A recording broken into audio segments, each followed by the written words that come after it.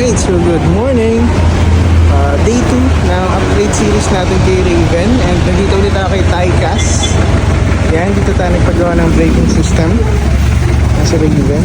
This time, ang upgrade natin is yung rear suspension. So yan, we have the upgrade tayo ng suspension. Meron tayo dito RCB na titanium red. Ito, parang mayroon kasing humanap na gandang color eh. Buti nga dito meron. Pinagpipilan ko yung silver. Kung wala to, silver yung kukunin ko. Pero yun, good thing meron sila. And then yung Puma red. Pinagpipilian ko rin kung BRD yung black edition na BRD or Puma.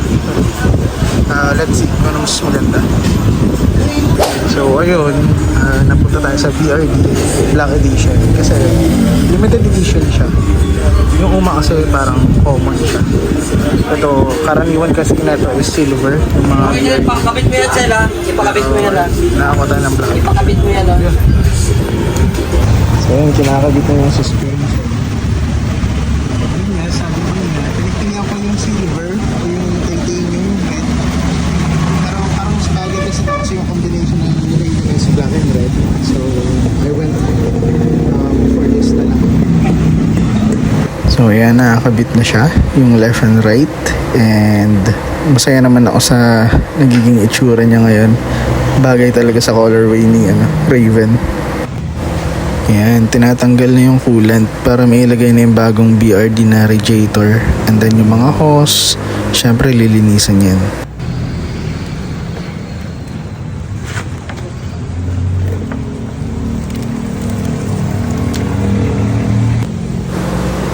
Ayan, ilalagyan na siya ng bagong coolant.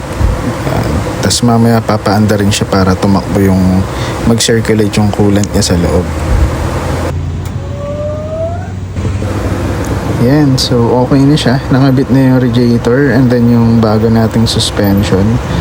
Okay na to, sinaset up na lang and then yung suspension ako na lang magtotono.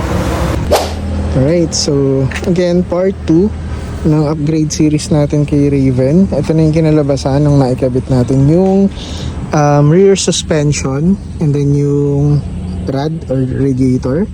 So sa rear suspension meron tayo itong RCB VD series na titanium red, top of the line. Again, titanium red yung kulay niya, colorway niya, which I'm fortunate to have kasi karaniwan ito silver yung nasa market, pero yun, buti may ganitong kulay dito. And then sa radiator, super cool black edition yung BRD. So dito naman silver din yung pangkaraniwan sa market. So good thing meron silang black dito. And yung adjustment ko naman dito sa sa suspension, nagtira lang ako ng dalawang notch. Zoom natin. Yan, dalawang notch dito sa preload para makompress lang ng bahagya yung spring. Dito naman sa compression, 15 clicks going to hard yung adjustment natin on both sides ng suspension natin. Sa rebound hindi ko na siya ginalaw kasi nung tinesting ko siya parang okay na. Pero again, we'll see. Siguro pag uwi ko ng Pangasinan mas matesting ko siya and then mag-adjust na lang ako. So yun, again yung BRD na radiator and then suspension natin is RCB VD series. So ayan na siya. B-roll tayo.